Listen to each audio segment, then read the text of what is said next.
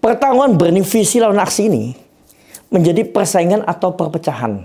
Persaingan, jadi bersaing atau malah pecah. Dari sudut branding ini menarik banget. Karena aksi ini dominasinya cukup kuat ya sebenarnya. Didominasi pencipta lagu yang secara historis punya kuasa dalam industri musik. Visi diisi oleh penyanyi yang selama ini lebih banyak dianggap sebagai pembawa lagu daripada pemilik karya dan dicintai masyarakat. Brand Boomcast.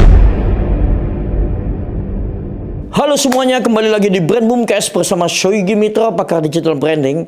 Dan hari ini kita akan membahas pertarungan branding terbesar di dunia musik Indonesia antara visi vibrasi suara Indonesia yang baru lahir melawan aksi Asosiasi Komunitas Seniman Indonesia.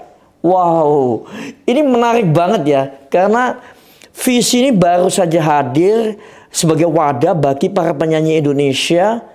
Sementara aksi sudah ada lebih dulu dikenal sebagai wadah para pencipta lagu. Pertanyaannya adalah, apakah visi ini muncul sebagai tandingan dari aksi? Apakah kita sedang menyaksikan polarisasi industri musik Indonesia? Kita akan coba membahas secara branding mendalam.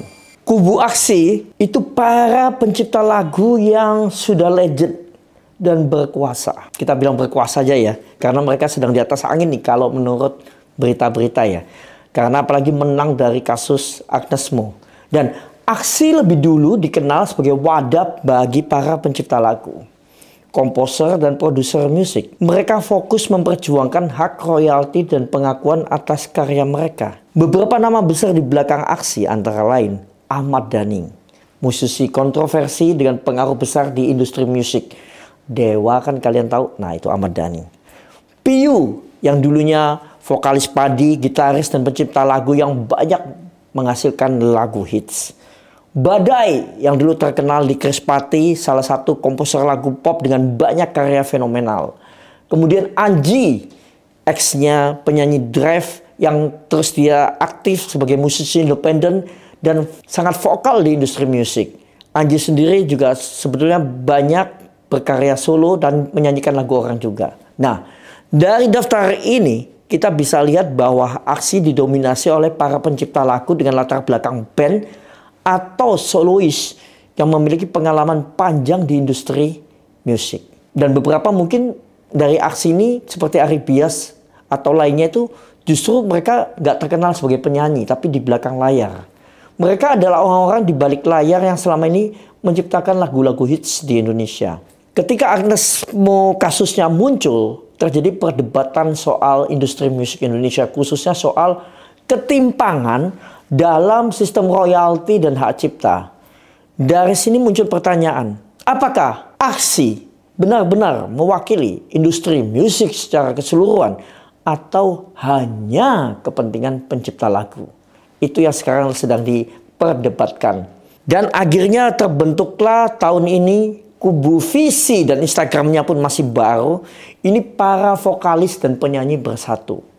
Meskipun kembali ya, di anggotanya visi ini juga ada para pencipta lagu, tapi memilih bergabung dengan kubu visi. Jadi ini sudah seperti perangnya Marvel lawan DC nih. Kelompok geng superhero ya. Lawan superhero yang sebelumnya mirip. Mereka semua ini penyanyi dan pencipta lagu kebanyakan. Memang nggak semua punya keahlian mencipta lagu, nggak semua punya keahlian menyanyi dengan baik. Nah, beberapa waktu lalu setelah kontroversi aksi mencuat, visi muncul sebagai wadah para penyanyi di Indonesia. Visi tampaknya ingin menguatkan bahwa posisi penyanyi dalam negosiasi hak cipta dan royalti juga harus didengar. Dan siapa aja diantaranya ya, ini memang banyak banget ya. Yang pasti orang pasti kenal Ariel Noah atau Peter Pan lah dulu ya, Ariel Peter Pan. Salah satu vokalis yang paling berpengaruh di industri musik Indonesia. Kemudian Duta, Sheila on Seven, siapa yang nggak kenal? Icon band yang punya branding kuat dan setia dengan pendengar. Pendengarnya fanatik banget.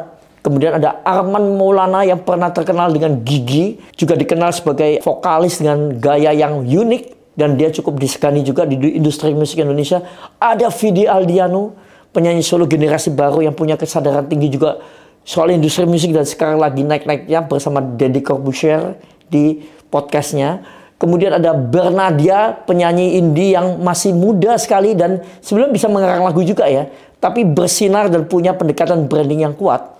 Dan banyak lagi anggotanya. Dari sini terlihat bahwa visi berisi vokalis besar lintas generasi di era 1990 hingga generasi sekarang. Sedangkan aksi itu memang banyak diisi oleh pencipta-pencipta lagu yang legend. Nah, apakah benar visi ini dibentuk sebagai reaksi dari munculnya aksi? Jadi kalau kita amati dalam segi branding ya, saya sendiri juga bingung ini. Kedua-duanya banyak teman saya. Ya, saya sendiri juga sempat nyanyi, saya juga sekarang sebenarnya lebih banyak ngarang lagu. Saya banyak ciptain lagu sekarang. Meskipun saya enjoy aja di dunia entertainment. Saya sih nggak pengen berkelahi kalau di dunia musik ini ya. Saya pengen supaya industri musik Indonesia maju. Pertarungan branding visi lawan aksi ini menjadi persaingan atau perpecahan. Persaingan, jadi bersaing atau malah pecah. Dari sudut branding ini menarik banget. Karena aksi ini dominasinya cukup kuat ya sebenarnya. Didominasi pencipta lagu yang secara historis punya kuasa dalam industri musik. Visi diisi oleh penyanyi yang selama ini lebih banyak dianggap sebagai pembawa lagu daripada pemilik karya dan dicintai masyarakat. Tapi kalau kita lihat lebih dalam ya, ini bukan sekedar pertarungan antara pencipta lagu dan penyanyi. Ini adalah pertarungan positioning dalam industri musik. Kemungkinan ini prediksi saya ya, skenario yang akan terjadi adalah pertama persaingan sehat. Ini pertama ya, kita berandai yang bagus dulu nih. Jika visi dan aksi bisa menemukan titik temu, industri musik Indonesia bisa lebih seimbang. Penyanyi punya suara lebih kuat, pencipta lagu tetap dihargain, dan terjadi kesepakatan bersama untuk pembagian hak cipta dan royalti. Ini nih kalau jadi teman-teman yang sudah panas dengerin saya dari awal, jangan sudah emosi dulu dengerin saya bicara. Saya juga berharap ini bersatu ya. Kedua, perpecahan bisa aja terjadi. Jika visi dan aksi ini terus berlawanan, bisa menciptakan kubu industri musik. Bisa jadi ada pencipta lagu yang hanya mau bekerja dengan artis yang mendukung aksi dan sebaliknya. Visi juga nggak mau pakai lagi lagu-lagu dari aksi. Ini yang terjadi ya, prediksi kedua.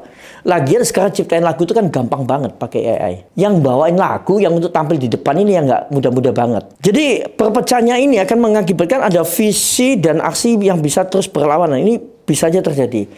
Jika kubu ini terjadi, ini kayak DC lawan Marvel itu loh. Superhero Marvel tidak boleh main di superhero DC. Superhero DC tidak boleh main di superhero Marvel. Termasuk bintang filmnya. Ini yang terjadi kan hari ini. Jadi pencipta lagu yang mau bekerja sama dengan artis yang mendukung aksi, itu ya cuman boleh nyanyi lagu aksi. Terus mungkin nanti akan ada kesepakatan bersama nyanyi lagunya lebih murah atau apa atau gimana. Bisa jadi loh. Nah yang divisi, nah mereka akan lebih memilih ciptaan-ciptaan lagu yang digang visi. Nah ini benar-benar dua kubu besar nantinya. Bisa terjadi. Atau yang ketiga, munculnya entitas baru.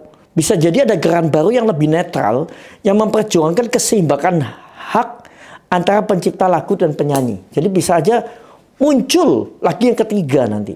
Oke, kita lihat dampaknya ke industri musik ya. Ini bakal perang atau kolaborasi. Nanti pasti seru banget nih. Lanjutan-lanjutan berikutnya ya.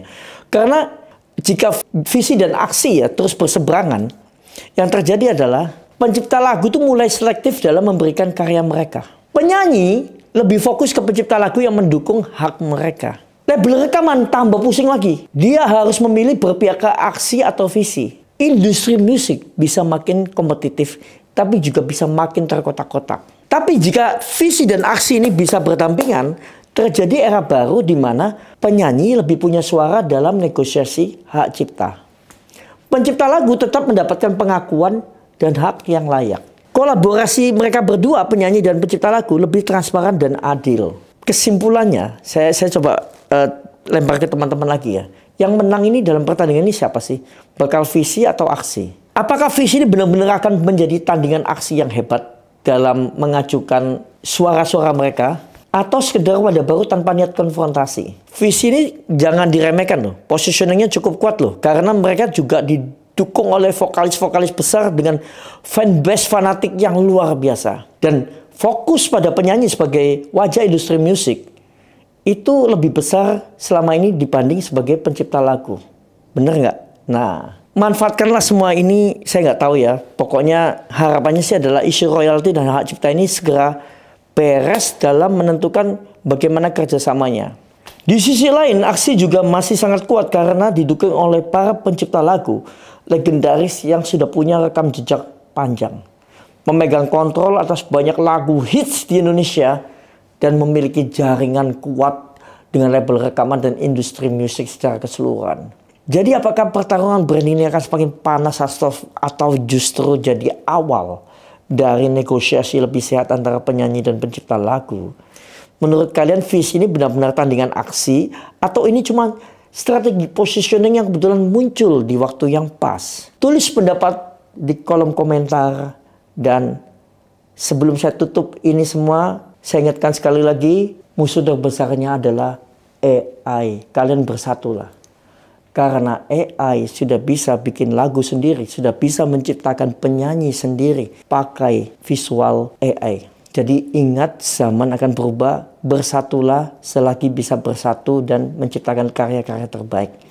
Dan terima kasih semua untuk yang setelah mendengarkan Brand Boomcast. Jangan lupa subscribe, follow podcast ini, dan untuk kalian bisa mengikuti kelanjutan dari insight-insight branding yang lebih dalam dari berbagai problem yang ada di Indonesia dan dunia. Saya Shoygi Mitro, sampai bertemu di episode berikutnya. Brand Boomcast.